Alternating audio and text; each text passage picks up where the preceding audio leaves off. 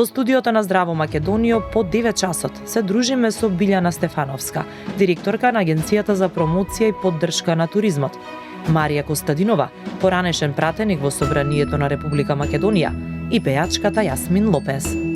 Останете со нас до 11 часот. 9 часот и 11 минути. Голем поздрав до сите вас кои што подоцна се вклучувате на програмата на Канал 5 и се разбира да ги поздравам и сите оние кои што не следат уште од 6:45. Се надам дека сите заедно ќе останете со нас до 11 часот, бидејќи имаме навистина многу интересна екипа женски гости овде во студиото. Убави разговори ќе направиме и ќе се потрудиме да го задржиме вашето внимание.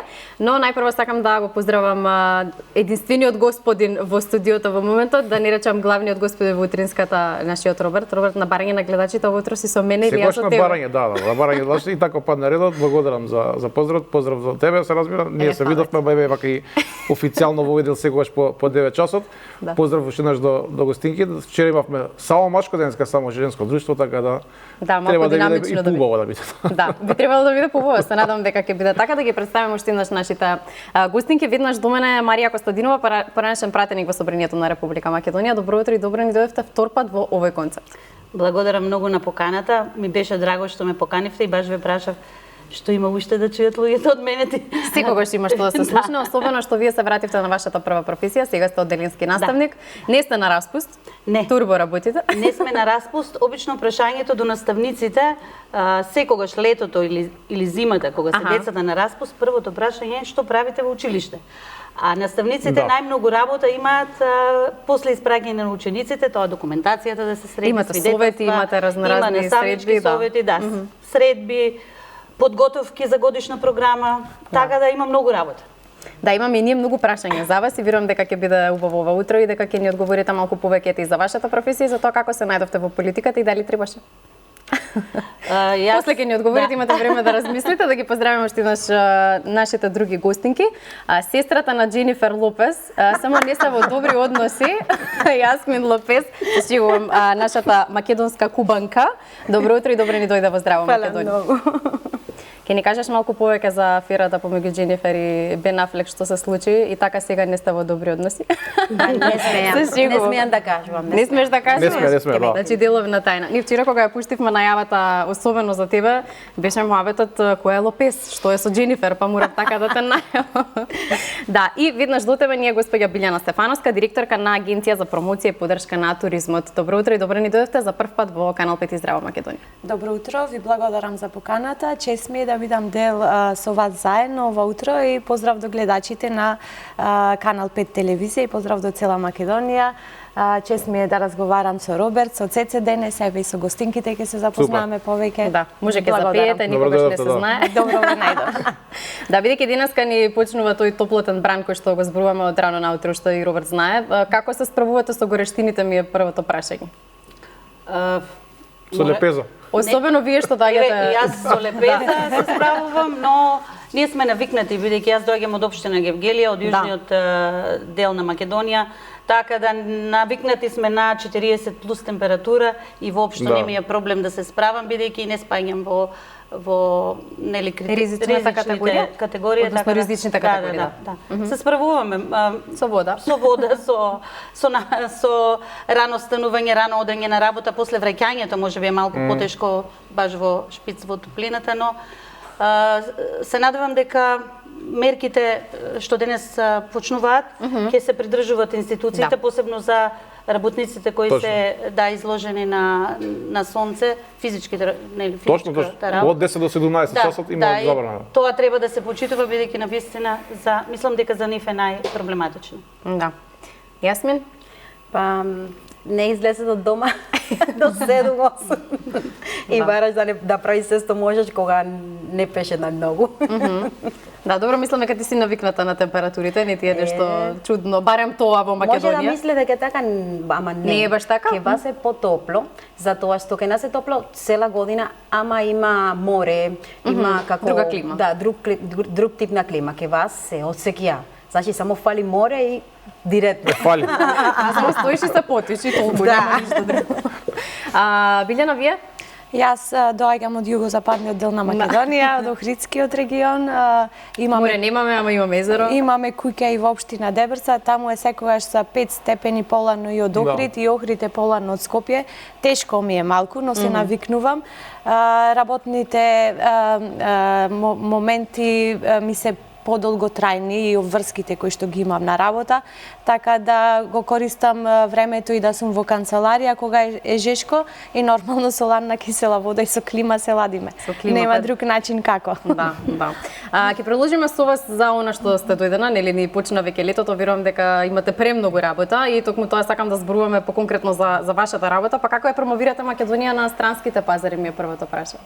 Ја промовираме главно со учество на големите меѓународни туристички берзи, големи берзи за туризам.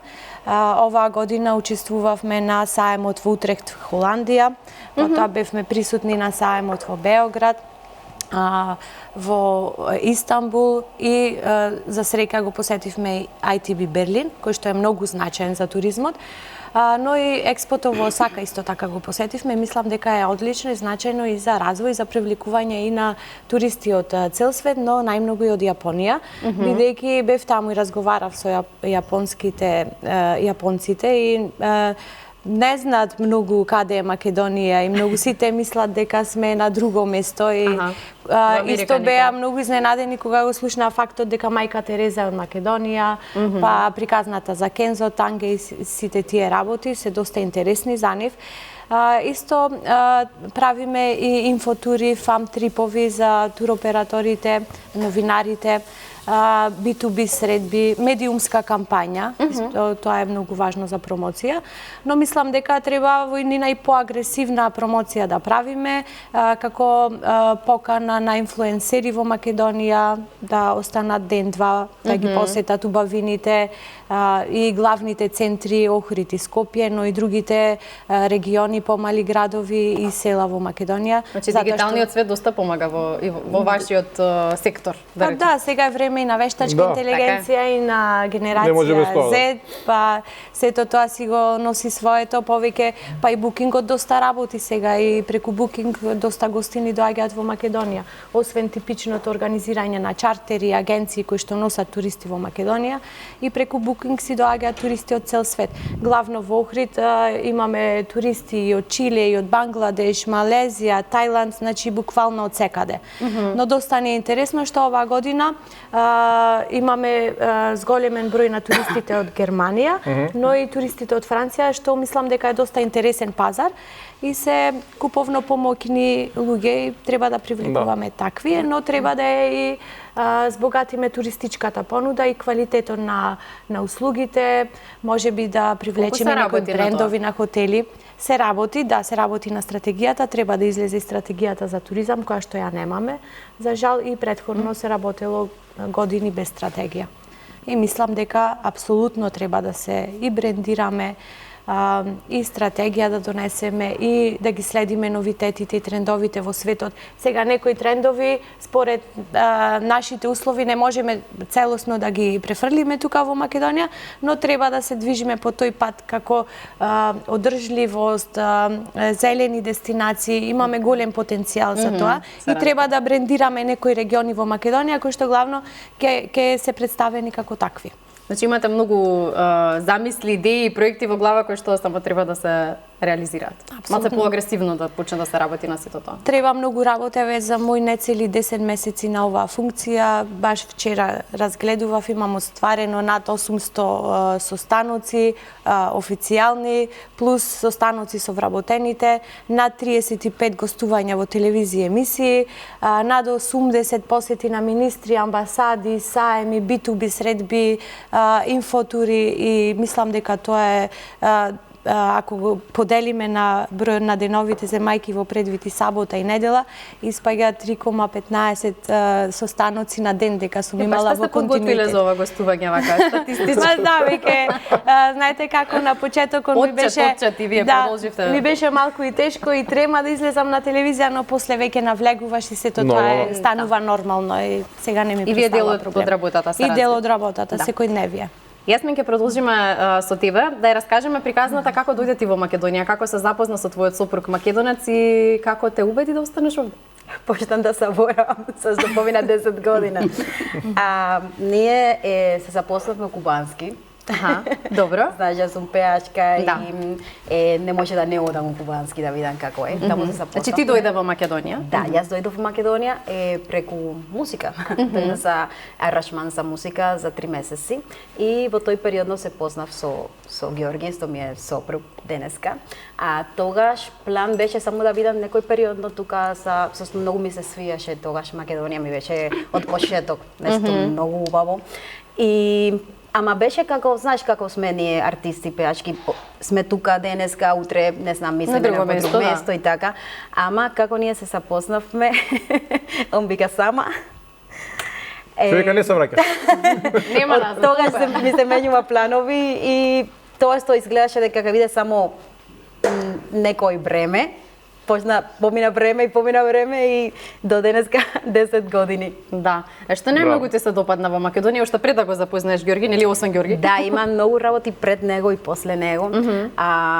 Првата импресија за мене Македонија, знаеш, во Куба ние тогаш, тоа беше 2014, не знаеме за Македонија како многу луѓе, ништо, никаде се не ојаше ништо. Немаше интернет како што има денеска, на пример, немаше инфлуенсери, јутубери да може да бараш на интернет и да најдеш. И плюс и тогаш ние немавме ни многу интернет во Куба.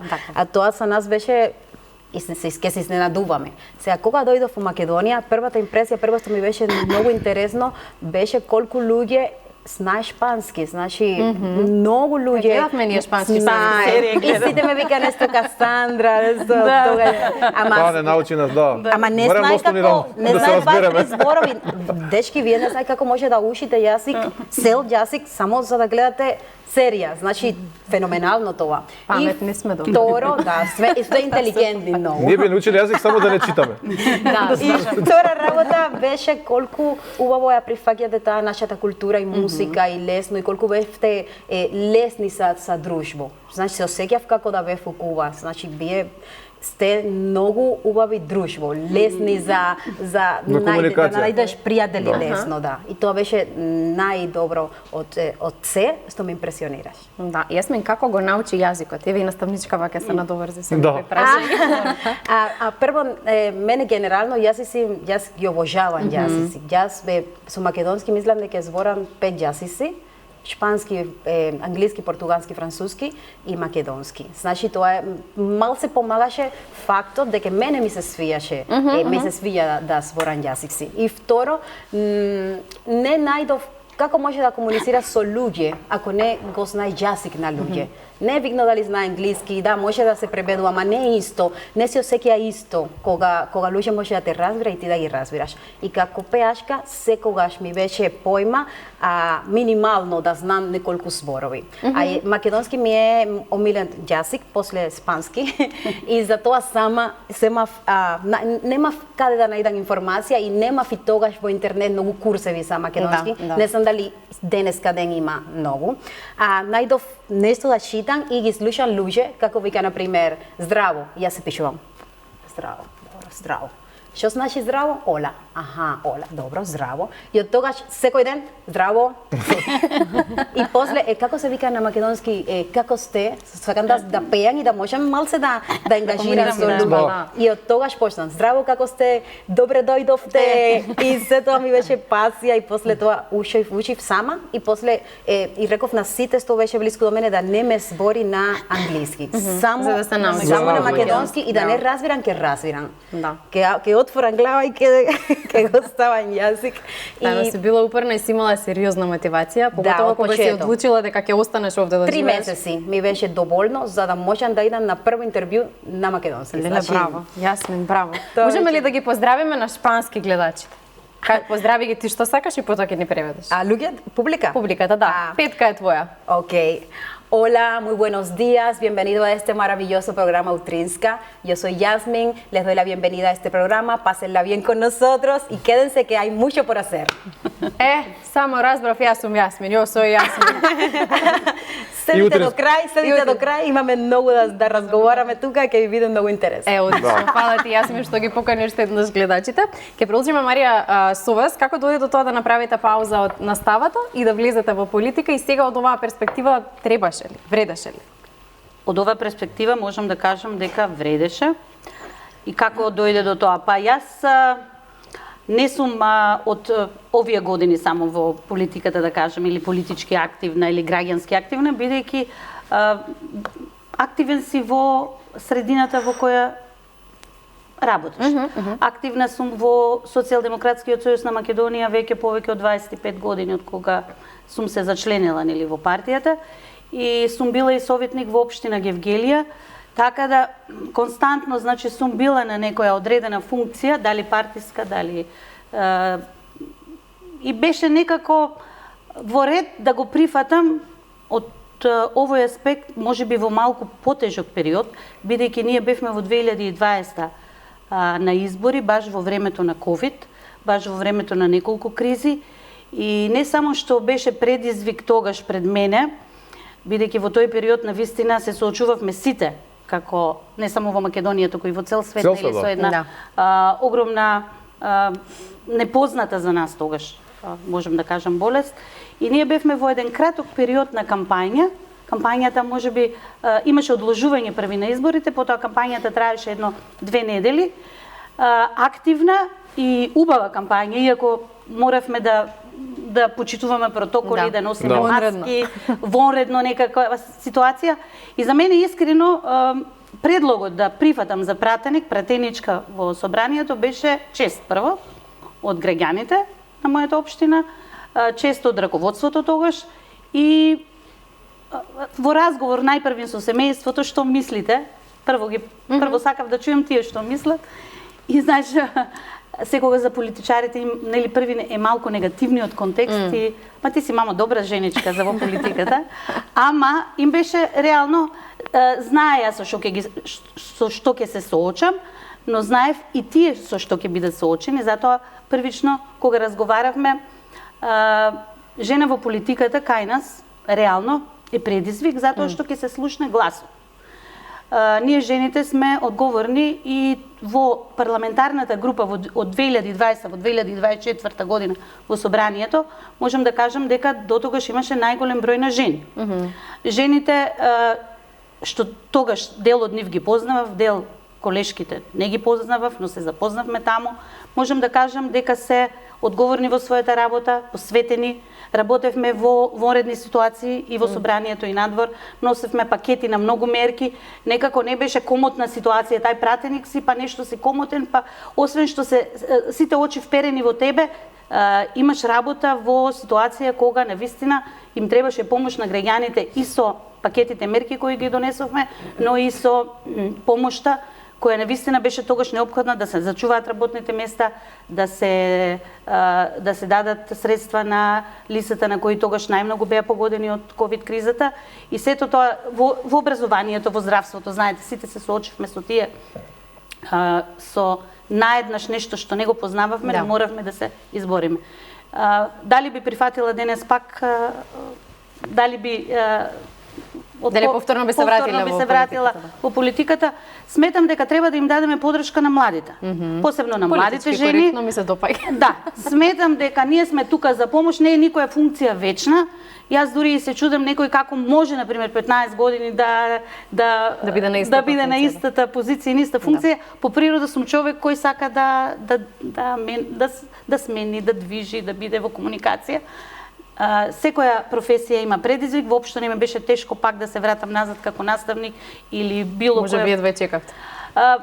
Училиштето мене ми е природна средина. Децата и училиштето ми се природна средина, така да воопшто не е чекор назад, туку баш тоа искуство, вештини, знаења кои си ги стекнал во овие години, можеш да ги пренесеш како демократија, граѓанска свест, родова еднаквост. Значи сите тие прашања ние како пратенички кои ги застапувавме, кои ги имавме во програмата, но и лично ги застапувавме, можеме подоцна да ги пренесеме на професијата на која се враќаме. Да, така се разбира. Морам да ве прашам дали сте имале нека можеби непријатна ситуација која што ви се случила додека бевте пратени, поради која што сте помислиле зошто влегов јас? Знаете, со разговор со колешките, непријатни ситуации имавме многу, не една. Значи повеќе непријатни ситуации. Некоја за споделување може? Некако полесно е, нападите врз жена се некако многу полесни. Жените во политиката се напаѓаат и врз база на изглед, се соочуваме со различни сексизми, па дискриминаторски говори на омраза. И сето тоа кога го разговараме меѓу нас и кога го споделуваме, но и кога сакаме да го споделиме на јавноста, па сте прифатиле, нели? И сега како тоа мора да се трпи, не мора говор на омраза, навреди и дисквалификации не мора да се трпат. И затоа ние гласно зборуваме и сега кога ќе не поканат дека не треба да се откажуваат младите жени, бидејќи во политиката е најважно да се чуе гласот. Гласот на жената, гласот на политиките кои ги застапува, личниот став и затоа непријатно. Сме имале повеќе. Не знам никој да е тоа некако во собранието останува секојдневие и поинтересно е кој кого ќе навреди и кој кога ќе нападне, отколку аргументирано изнесување на сето тоа дали се работи за закон, дали се работи за факти, дали се работи за... Мене ми беше, например, непријатно да слушнам таква комуникација, бидејќи зборуваме за законодавен дом, нели? Врвот на демократијата. Јас како наставник, комуникацијата со ученици или со родители или со средина, никогаш не ми била да употребам навредлив збор или некого да навредам или некого да дисквалификувам. И сега тоа беше неприродна ситуација да треба да употребиш збор некој навредлив, што за мене не ми е во мојот вокабулар, а често ги слушав. Да. Ние бевме... Жал ми е за тоа, но сепак вие се вративте на првичното нешто кое што го сакате и ви исполнува и потоа ќе зборуваме малку повеќе за вашата професија. Морам да ве прашам за нешто што бевте актуелна до скоро. Билјана Керчев, Марија Змалка, се враќаме кај вас. Кажете ми кои се приоритетите на агенцијата за оваа летна сезона? Приоритетите се да понудиме на квалитетна и пристојна понуда на туристите, да привлечиме што поголем број на туристи и тоа би значило и поголем учество на средствата од туризам дојдени во Македонија и вложени во бруто домашниот производ. Главно ние сме концентрирани на инкаминг туризам, но треба да поработиме и на поголема промоција за развој на домашниот туризам, бидејќи имаме благ тренд на опаѓање на домашниот туризам. И мислам дека тука малку ќе треба да имаме помош и од приватниот сектор, засегнатите страни, угостителите, хотелиерите, кои што исто така треба да понудат нешто како новитет или промоција или викенд пакети. Има интерес, некои хотели работат, но тука треба малку и поголем фокус да им се даде и на банскиот туризам, винариите, гастрономијата. Имате стратегии? Стратегијата се прави, како што ви кажам. Тоа се спаѓа под стратегијата. Е во процес и тоа влегува исто во стратегијата. И она што треба исто да го задржиме трендот на раст на привлекување што поголеми директни авиолинии во Македонија. Тоа исто така би значило и доаѓање на туристите и по приватен пат преку букинг, не мора да е тоа организирано како аранжмани преку туристичките организации. И другата работа е поддршката која што ја даваме како субвенции на туристичките агенции, домашни и странски, кои што носат туристи во Македонија и ние сме единствена држава со ваква поддршка. Тоа ќе продолжи во иднина. Дали сте доволно информирани за сите овие субвенции кои што вие ги нудите? Затоа одиме на меѓународни сајми. Првото нешто што им го кажуваме е дека имаат поддршка. Нормално тие пари не се преголеми за да не знам што ќе направат тие, но треба да ги реинвестираат во маркетинг исто и за промоција на нивните пазари на Македонија. Бев и во Холандија, видов дека дел од агенциите тие средства ги вложуваат во промоција на регионите во нивната земја, за да ги доближат туристите до убавините на Македонија и така да ги привлечат и да ги носат. Но исто така треба да привлечеме и некои брендови на хотели, тоа е нешто што ни фали. Сега тоа нормално ќе произлезе и од стратегијата. Каде сме сега и каде сакаме да ја видиме Македонија за 10, 20, 30 и 50 години.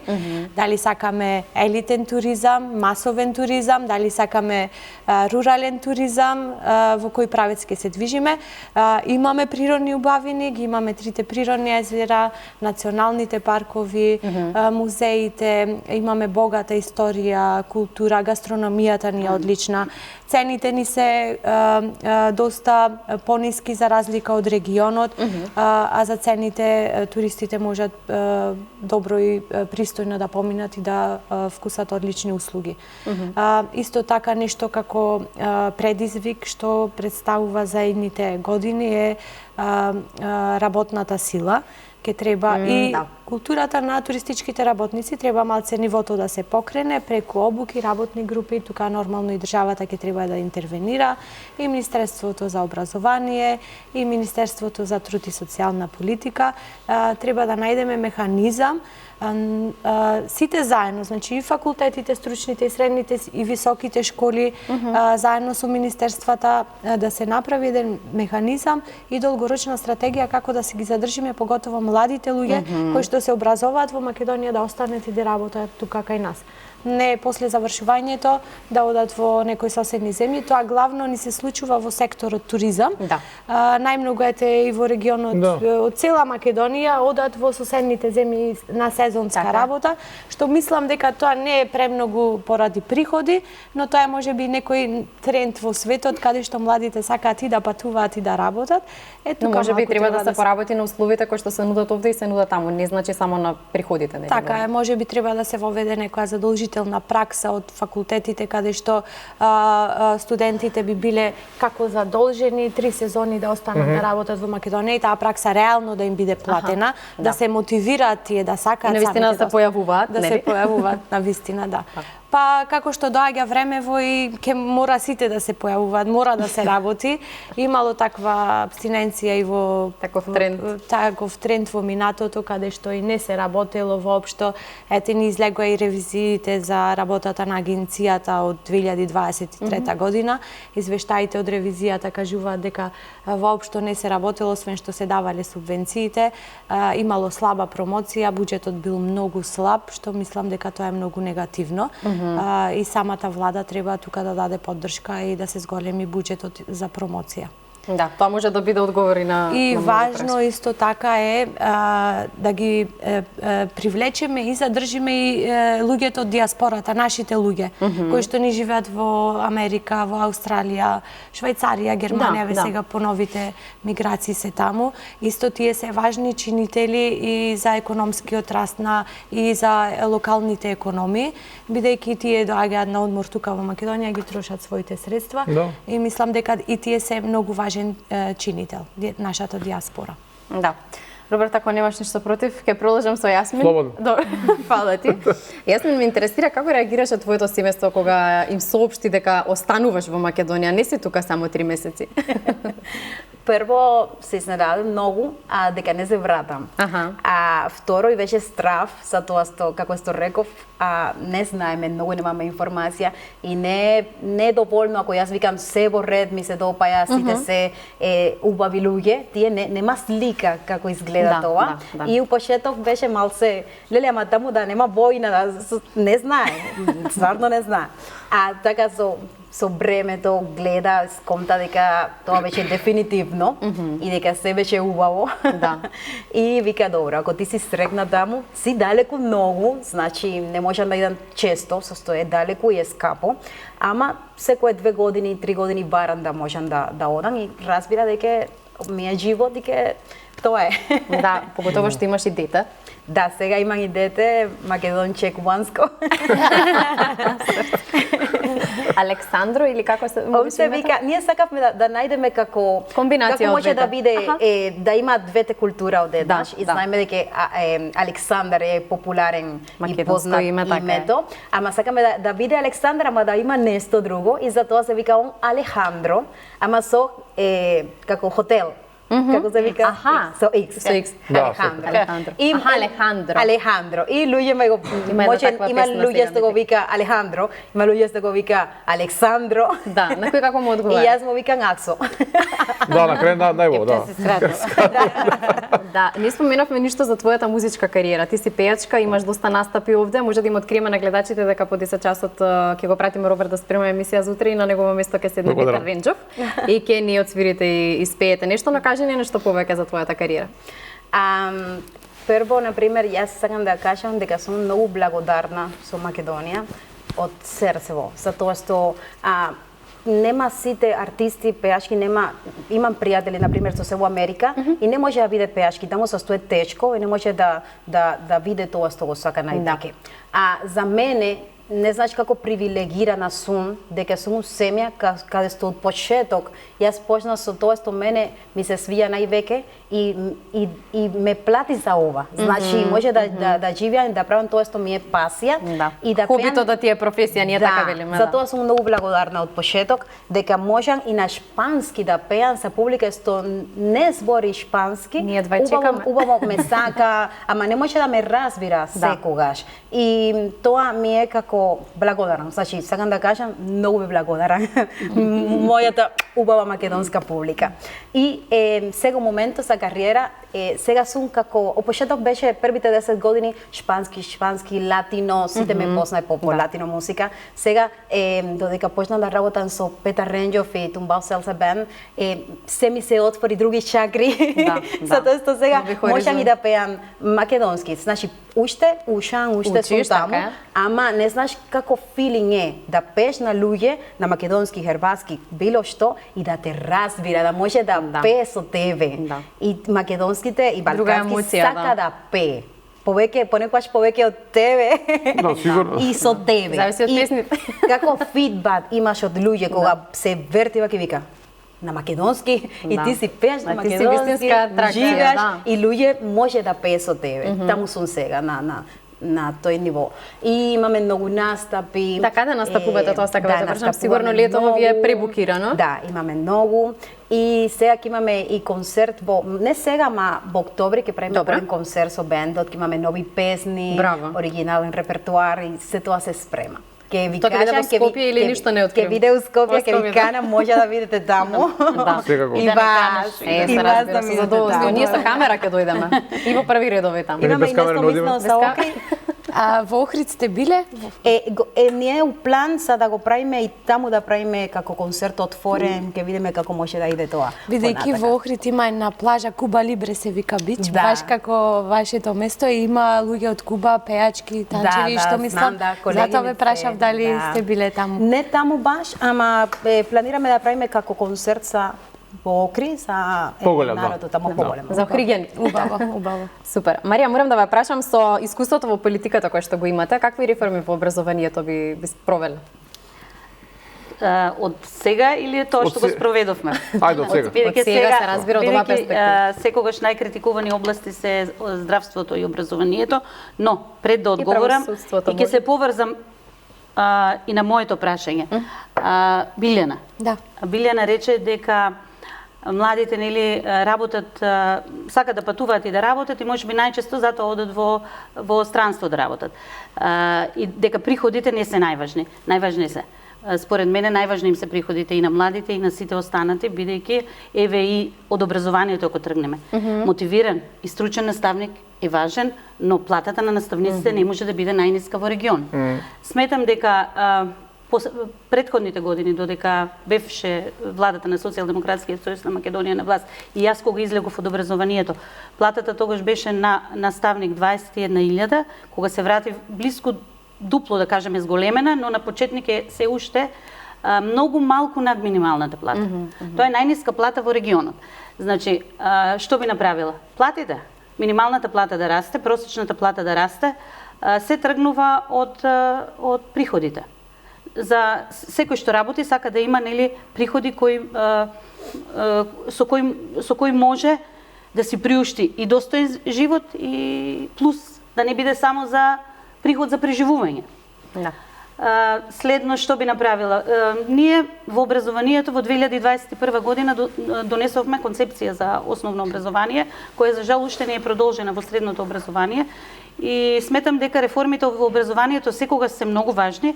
Направивме една добра реформа, тоа што го спомнавте за дуалното образование, дека и студентите понатаму треба да работат и праксите да им бидат. Дуалното образование што се направи во овој период, навистина покажа дека учениците сакаат да се запишуваат на професии кои развиваат вештини, занаети, да кажеме, тоа плюс стипендиите кои се нудат во тие паралелки се стимул додатен околу почетните оделенија. Убаво е да се развиваат вештините кај децата, иако со концепцијата се понуди поголем избор на изборни предмети како готвење, како предмети за заштита на околината. Убаво е децата да не бидат оптеретени со многу факти и со многу бројки и со многу повторување, само фактографско тоа знаеш. Туку да бидат вклучени во практично. И тоа се направи со концепцијата. Сметам дека што друго би направила? Друго Мислам дека е доволно. Доволно ли? Имаме реклами, да. Ќе треба да направиме кратка пауза за реклами, како што ви кажав, го очекуваме. До раководните лица бев стигната. Ќе продолжиме. Раководните лица. Да, го очекуваме Петар Ринџов да ни пристигне и останете со нас да го преследите сето на кое што ве очекува по 10 часот.